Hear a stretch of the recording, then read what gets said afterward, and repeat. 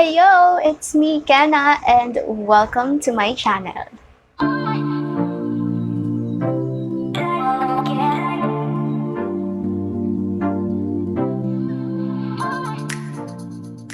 Alright, for today's video, we will be doing another makeup tutorial. Of course, wala namang bago doon. And ang gagawin nating makeup tutorial is inspired kay JHARNA BHAGWANI. Hindi ko sure kung kilala niyo siya, pero naging sikat siya dito sa Philippines because of the Barbie challenge ata yung tawag doon. Basta ilalagay ko na lang yung aking inspiration look here. Ayan, so I considered it, or I called it as a Barbie, pero medyo bluish, greenish makeup look. So yeah, I just really love her look dyan sa picture na yan. That's why I decided na i-recreate siya. But then again, I will just copy the entire makeup, not her face. Okay? Of course, using affordable makeup products, mix of locals, international, and Shopee brand. Yeah, without any further daldal, let's move on to the makeup tutorial. Hindi ako magdadaldal dito sa makeup tutorial na to, so let's start.